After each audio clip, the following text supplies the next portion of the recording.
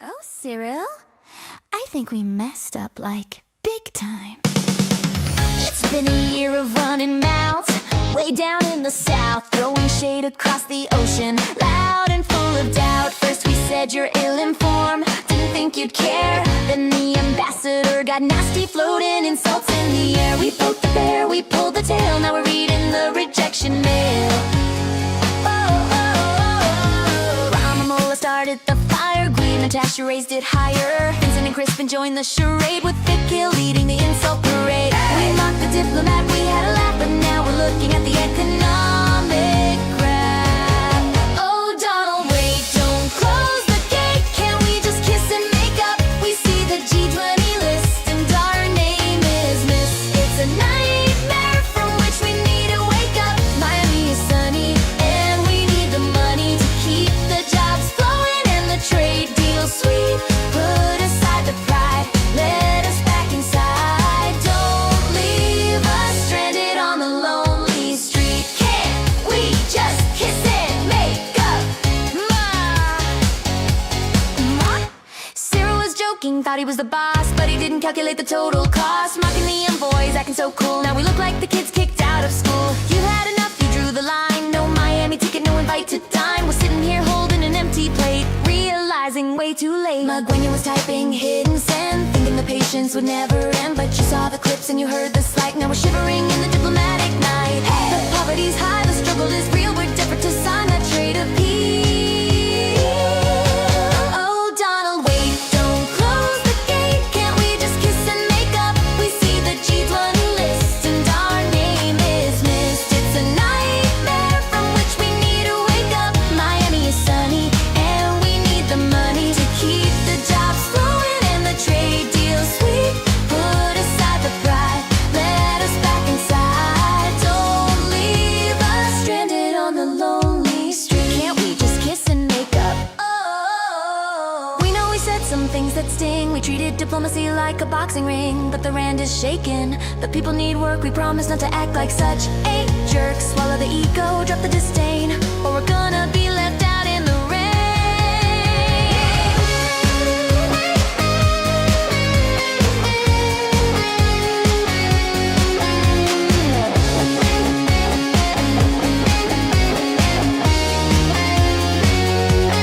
Oh, Donald, wait, don't close the gate. Can't we just kiss and make up? We see the G20 list and our name is missed. It's a nightmare from which we need to wake up. Miami is sunny and we need the money to keep the jobs flowing and the trade deal sweet. Put aside the pride, let us back inside. Don't leave us stranded on the lonely street. Can't we just kiss and make up? Oh, come on, Ainsley, pick up the phone. Don't make us go it alone. And Miami looks nice this time of year. Just one little kiss, make up. Marvin Devine. I'm saying bye to all the lies and all the times you cried, saying that I wasn't right, yet I was right by your side. You manipulator, playing games, your friends commentators, and I don't know what you say about our private conversations, but it's got them hating. Thanks to all the rumors you be claiming. It's cool, I'm done with you, so they can throw you a celebration. You gon' hate it when you see me with somebody living better. I'm trying to tell you that me just doing me gon' have you jealous. Sunday, November 30th, 2025, folks. Welcome back to the program. 30th, 20. There we go. Sounds good. Sounds good. That sounds redundant. Welcome back. It is a Sunday. It's time for the Sunday edition. A little bit tardy. We're going to get through the news very quickly because President Cyril Ramaphosa is scheduled to speak at 12 p.m. Eastern Standard Time, 7 o'clock South African time. And we'll be covering that event live here on the program. So let's go ahead and get to the news. Thanks, everybody, for tuning in. And those who watched the conversation with Genevieve and her son Damon a short while ago, thank you for that as well. There will be a refugee chat session, marathon session from here after Ramaphosa's done. Hopefully he doesn't go on forever so we can take a break, and we'll do that. But that's coming up shortly. Let's get to the news. Lots to talk about. As I said, President Cyril Ramaphosa is speaking today to the South African people, presumably about the G20 summit and what a great success it was. He will address the nation following successful. What I suggest to the ANC and to Ramaphosa is to not put their foot in their mouth and insult America yet again. it will not go very well. President Ramaphosa will address the nation tonight following South Africa's hosting the G20 Leaders Summit, according to a short statement issued by the presidency this morning. He said Ramaphosa would address the nation at 7 p.m. following a successful hosting of the Leaders Summit. His success in overseeing the high-stakes global gathering marked a significant milestone for South Africa's leadership on the international stage. After hosting world leaders at the Nasrec Expo, Mangweni described Ramaphosa's mood as upbeat. I would describe his mood as disrespectful and insulting towards Donald Trump and America. But hey, that's just me. Maybe I'm wrong. Well, meanwhile, a famous South African presenter from SAFM has been arrested for recruiting mercenaries to go die in Russia's war in Ukraine. And there she is right there. Dr. Nonkululeko Mantula has been arrested as part of the scam and scheme to send South Africans off to fight as mercenaries. Nonkululeko Mantula, a senior SAFM broadcaster and co-chairperson of the Association of BRICS Journalists, was arrested at OR Tambo. Her arrest led to the detention of 3 other men, 2 of whom had already signed contracts with Russian forces. The arrest occurred amid broader concerns about South African recruitment for the Russia-Ukraine conflict, with digital evidence being examined to determine the full extent of the recruitment network. So the real question here is, who dropped dimes on her? Was it Dudazile Zuma Sambudla, hoping for a lighter sentence? Is she the one that dropped dimes and turned in co-conspirators? Who knows? Who knows? We don't even know that she's involved, just that she's been charged and accused. Well, the Hawks apparently have nabbed a 5th suspect in that scam. Wow, that occurred this morning, or this afternoon time, South Africa. Hawks arrest another suspect in the widening investigation now. South Africans allegedly recruited and facilitated to join the Russia-Ukraine war, bringing the total number of arrests to 5. Hawks spokesperson Colonel Katlo Mokhale confirmed the latest arrest on Saturday, saying it formed part of the Crimes Against the State Unit ongoing probe into contraventions of the Regulation of Foreign Military Assistance Act. Another suspect has been arrested by the Hawks Crimes Against the State in relation to the ongoing investigation into how several South Africans were facilitated into involvement in the Russia-Ukraine conflict. Now, that suspect is also expected to appear at the Kempton Park Magistrates Court on Monday alongside the 4 men arrested. Are they talking about the woman? So maybe they're talking about her, the SAFM presenter. Unequal access. Unequal South Africa seeks to tackle inequality as a G20 legacy. Let's see, the ANC has been in government for 30 years, and now they want to address inequality? From the scrappy metal shacks packed tightly on the banks of the thin Uskay River, the sparkly skyline of Johannesburg's richest neighborhoods less than 2 miles away is another world. Bags of refuse for sale to recycling companies line a muddy path to a vegetable garden tended by residents of the informal settlement at the foot of the high-rises in Sandton. A light powered by a makeshift electrical connection shone at the doorway of the rusted shack where Brian lives with his wife and 9-year-old son. Here in Sandton, there are a lot of people and companies that have money, says the 34-year-old security guard, who would only give his first name. But we don't have access. The backdrop of skyscrapers and shiny office towers was a stark reminder of the gulf separating rich and poor in South Africa, which the World Bank ranks as the most unequal country in the world. Before the Leaders Summit, the G20, the world's most powerful economies, convened in Johannesburg, Cyril Ramaphosa made a fight against inequality a priority for the summit. Well, his answer for a fight against inequality is to steal money from us who've been successful and contributed to the world and give it to people who have not produced.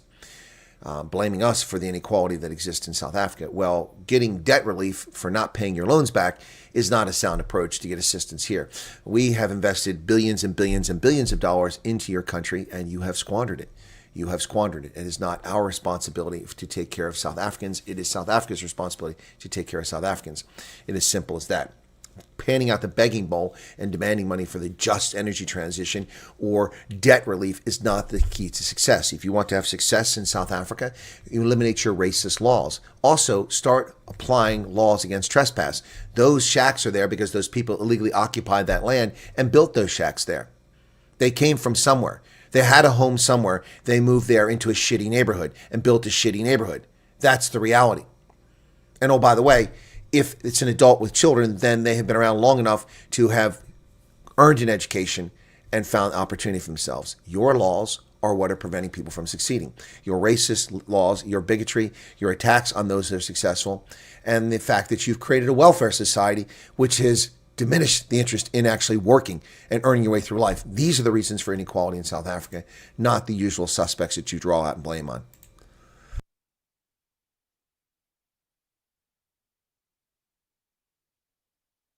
Floyd Shivambu, the refugee from the EFF and refugee from the MK party, starting his own silly little party, is already wiping it clean. Floyd Shivambu's party claims a wave of resignation is part of separating the wheat from the chaff. Wow. The Africa Mayabuye movement has been hit by several senior resignations. 2 deputy secretary generals have resigned. 1 deputy president was fired, and others resigned since the party was formed in September. So the party is only 2 months old and has already lost most of its senior leadership.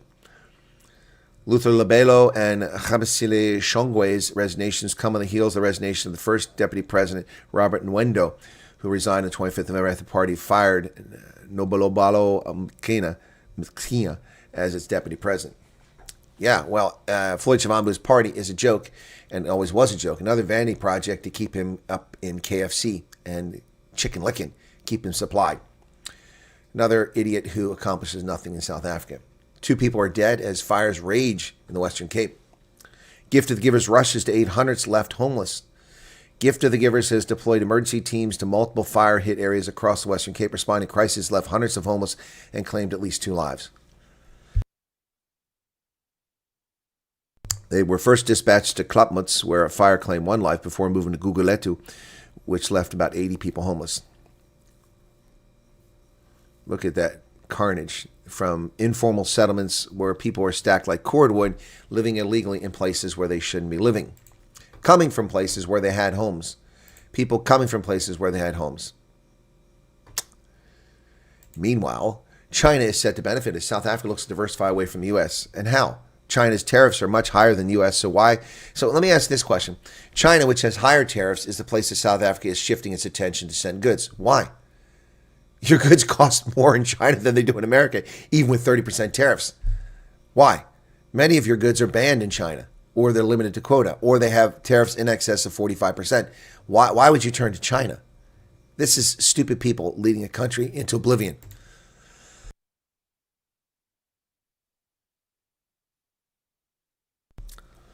As ties with Washington deteriorate, Pretoria is determined to pursue economic diplomacy as it pursues new markets in Asia and Europe. Well, the thing is, the reason why diplomacy has failed with America is because the insults and the actions of South Africa's government.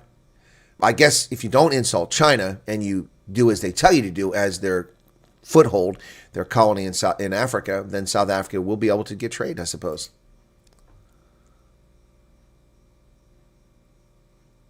Excuse me? Excuse me? You have no more time. Well, hold on a second. I have no more time to waste listening to more babble.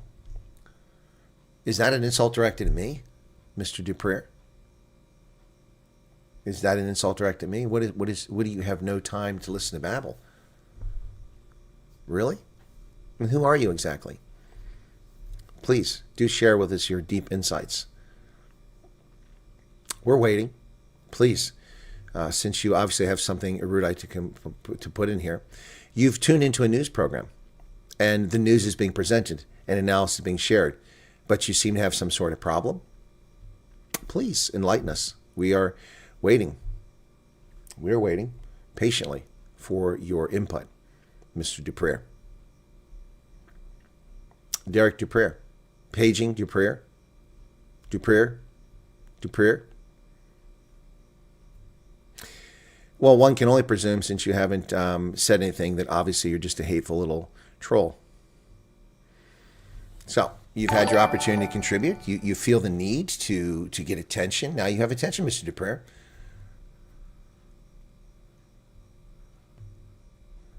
Well, I don't understand what you're upset about, Mr. Dupree.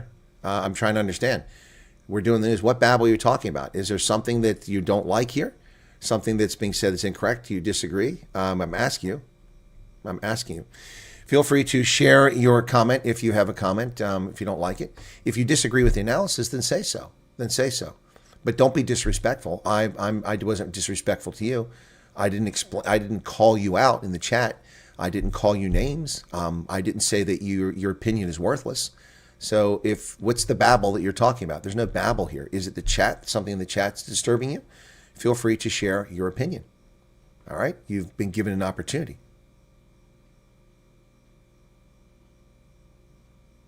we've given you an opportunity. Back to the news now. So, China wants to expand ties. Well, South Africa wants to expand ties with this. America boycotted last weekend's group of G20. No, they didn't. They simply did not show up. There's a difference between a boycott. A boycott would be an effort by America to get the other countries to not go. The presidency of the United States made no effort to ask any other countries not to go. It's total nonsense. The situation escalated when President Trump said Pretoria would not be invited to next year's G20. See, the problem with this story in the South China News is that that's not accurate. The problem escalated when Ronald Lamola went on Misinformation, White Genocide, Donie O'Sullivan and CNN's sham documentary, and declared that Donald Trump was a white supremacist. That's when this problem escalated. And then Ramaphosa chuckled outside of the building saying, "We will not be bullied." And then we saw Ramaphosa sitting down with the South African Broadcasting Corporation executive mocking President Trump about bad things are happening in South Africa. Yes, there are. Gender-based violence, 27,000 murders annually, gangs running the construction industry, gangs running the taxi industry, people being murdered in the streets. I mean, come on. Bad things are not happening in South Africa? Of course they're happening. And to mock the President of the United States, that's where this thing escalated. Trump simply struck back. But this dishonest media, completely dishonest. Speaking of bad things happening, 2,010 to 14-year-old girls gave birth. That means 9-year-olds are being sexually molested in South Africa at a shockingly high number. More than 2,000 girls aged 10 to 14 gave birth last year. South Africa recorded 2,103 births by girls aged 10 to 14 in 2024, with KZN and the Eastern Cape topping the list. Jeez. What are KZN and Eastern Cape? The heartland of Nguni-speaking people's settlement. These births form part of a 98,351 births recorded to mothers aged 19 and younger. 98,000 19-year-olds and below gave birth last year. That's insane. 438 in KZN, 349 in Eastern Cape, 349. Wow. Wow. Wow. Women aged 20 to 34 accounted for 70% of births, making up 68% of recorded live births. In 2024, the most popular first name among baby girls was Ona Lerona, while among boys, Lahatbo was the dominant. Junior and Precious were common second names for boys and girls, respectively. Dalamini, followed by Ndulovo and Nkosi, were still the three most common surnames amongst babies born in registered in 2024. Wow. Yeah, boycott is clickbait. There was no boycott. The United States simply did not attend. But I'm the only journalist in the world that's calling out that misuse of the term. It was not a boycott. The U.S. simply didn't attend. As simple as that. This is media misleading. A boycott would have been to call for others to not participate. But it's a lie. A lie. How long will Ebenezer be banned? This could be bad, folks. 4 to 52 weeks potentially. Springboks rolled out a 73-0 whitewash of Wales in Cardiff at the Principality Stadium. But the match was ruined by Ebenezer gouging the eye of Alex Mann late in the game. Wow. He could face a lengthy ban between 4 and 52 weeks. The minimum ban for intentional contact with the eye is 4 weeks, while the high end can be more than 12 weeks. In fact, the maximum ban can be as many as 52 weeks, but it's believed that will not be applied in this case due to the good disciplinary record of Etzebeth throughout his long international career. In his 141 appearances with the Springboks, he had never received a straight red card before, which will be a factor in this hearing. Well, if Etzebeth can prove the eye gouge was not intentional and also prove mitigating circumstances like provocation, he may be able to keep the ban closer to the low end. Let's hope so. Yeah, well, I'm hearing that the other player gouged him, but I haven't seen on video. Ousted Guinea-Bissau President Embalo is now in Brazil. Boy, this guy's getting around. Guinea-Bissau's ousted President Umaro Sissoco Embalo arrived in the Republic of Congo's capital, Brazzaville, Saturday, days after the military seized power, a source close to him told Reuters. Soldiers toppled Embalo's government on Wednesday before the results of weekend presidential and legislative elections could be announced. Interesting. So why is he in Brazzaville? At least 19 people died in another boat accident in the DRC. This is happening all too frequently. At least 19 people died when heavy winds caused a boat to capsize in the DRC Lake Mai Ndombe, the governor of the Mai Ndombe province said. The boat left the village of Kiri for the capital of Kinshasa when it capsized Thursday night. recovered 9 bodies, and today 10 more were pulled from the water, bringing the total of dead to 19 and 82 survivors. The cause of the accident was a violent wind, estimated to be excuse me, on the lake that disabled one of the boat's 2 engines, causing it to capsize.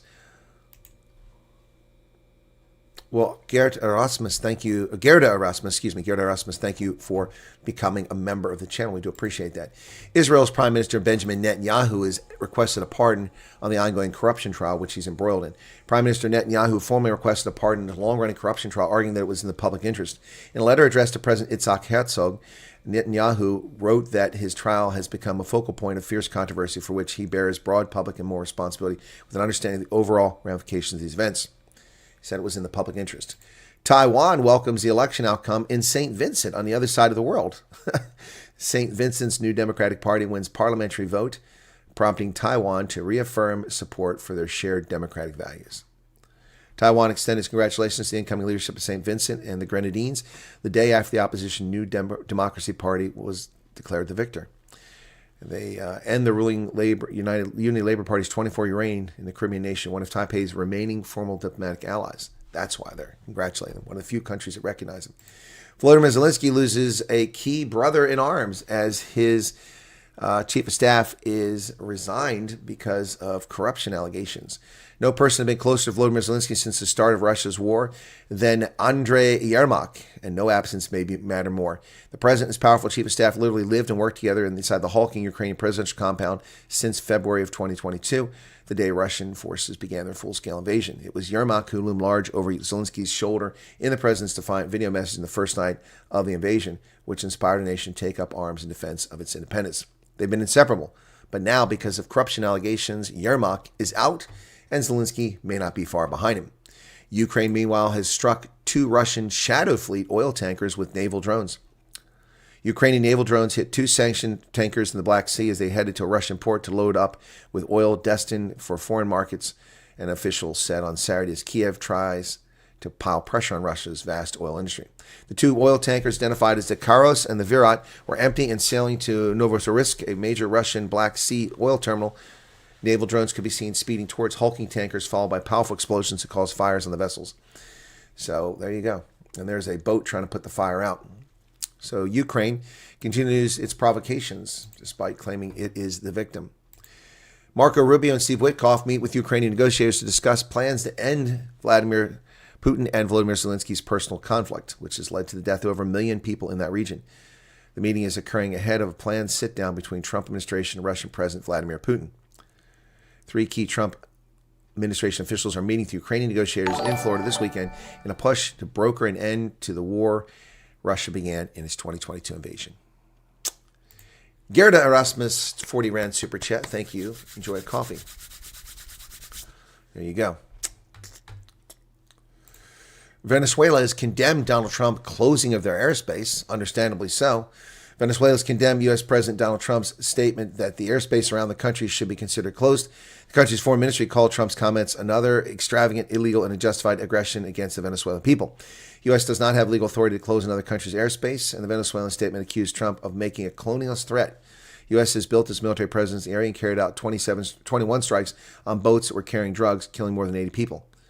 Trump wrote Truth Social to all airlines, pilots, drug dealers, and human traffickers, please consider the airspace above and surrounding Venezuela to be closed in its entirety. Yep. So, and of course, Chucky Schumer, the crypt keeper himself, said Trump's reckless actions towards Venezuela pushing America closer and closer to another costly foreign war. He said the Constitution, Congress has the sole power to declare war. Yes, that's true, but Congress relegated that power under the War Powers Act to the presidency for a period of 60 days. Big mistake by the Democrats in the 1970s, trying to constrain the power of war, which was exercised by Democrats. Who led us into World War I? A Democrat. Who led us into World War II? A Democrat. Who led us into Vietnam? A Democrat. You see a signal here? Who led us into Korea? A Democrat. The 4 largest wars in the 20th century all led into war by Democratic administrations. Has anyone ever made that comment before? Woodrow Wilson, a Democrat, racist, led us into the First World War. Franklin Roosevelt, racist, Democrat, led us into the Second World War. Harry Truman, not a racist, Democrat, led us into Korea. And Johnson, Lyndon Baines Johnson, a Democrat racist, led us into Vietnam. 3 of the 4 Democrats who led us into the major conflicts in the 20th century were all racist and all Democrats. Angel Vines, thank you for joining us. Yeah, wow. 3 of the 4 Democrats who led us into our biggest conflicts in the 20th century were Democrats. No one ever mentioned that. Kristi Noem, Homeland Security Director, says that National Guard shooting suspect was radicalized here in the U.S. Well, that's not good. So that means the vetting may not have been the problem.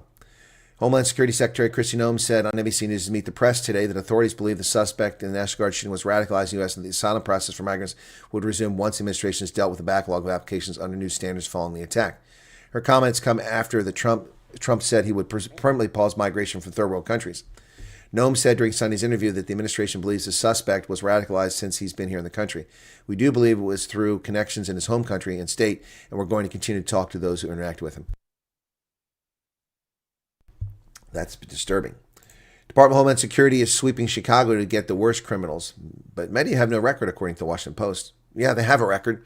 They're illegals. They violated our sovereignty, invaded our country, and insulted this nation, driving down wages, stealing identities. They are criminals. Juan Manuel Armenta was at a bus stop en route to pick up his paycheck when he was approached by several armed men. The Department of Homeland Security had just started Operation Midway Blitz and was surging immigration officers into the city. On a September afternoon, he became one of their first arrests. 3 days later, DHS included Armenta's mugshot in a press release entitled Pedos, Abusers, Rapists, and Other Violent Thugs Arrested. It described Armenta, who concedes he crossed the border illegally more than 3 decades ago as a criminal illegal alien, with arrest. Ooh, look at that. The Department of Homeland Security is now using my term, criminal alien, well, I'm saying alien invaders, they're close, with arrest for armed robbery and drunken driving. The release did not mention that the 2013 DUI allegation had been reduced to reckless driving and that the police had declined to charge him with the 26th robbery. Wow. So, shouldn't enter the country illegally. U.S. State Department stopped processing visas for Afghan allies. No more, at least for the present.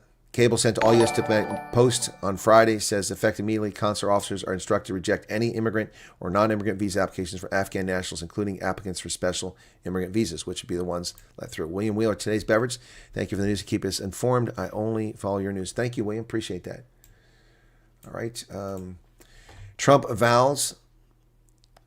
What's going on here? I'm trying to stop this. Trump vows to permanently pause migration from poor countries and anti-immigrant screed. According to NBC News Washington, no, Trump has vowed to not let people come in from countries that are questionable. DHS points to U.S. travel ban list when asked about third world countries. That will be the list of countries that people can't come from. U.S. Department of Homeland Security on Friday referred Reuters to the 19 countries listed in the travel ban when asked about third world countries. And of course, those 19 countries include 10 African countries. 10 African countries. Indeed. So here's a little map of the countries that are banned or partially restricted. A little hard to see on your screen, but you can see 10 of them are Africa: Libya, Chad, Sudan, Eritrea, Somalia, Congo, Brazzaville, and a list of others. Republican representative from Texas, Troy Nehls, member of the Conservative Caucus, the Freedom Caucus, is leaving Congress next year. Republican U.S. Representative Troy Nehls of Texas announced Saturday he will retire from Congress after his term ends in 2026 to focus on his family. A big supporter of Trump, he's now leaving. So that makes 2. He and Marjorie Taylor Greene are gone. Whoops. I don't want that. There you go. Airlines canceled 2,500 flights and rolling out waivers as storm disrupts Thanksgiving return. People trying to get home for Thanksgiving. Airlines canceled nearly 2,000 flights on Saturday, another 490 so far on Sunday, rolling out weather waivers as a potent storm swept through the upper Midwest and the Great Lakes. It brought up to a foot of snow or more to much of the region. The disturbance, which came after the calm run-up to Thanksgiving, has disrupted plans of thousands of travelers during the second half of what's expected to be one of the busiest Thanksgiving holiday periods ever for air travel. Wow.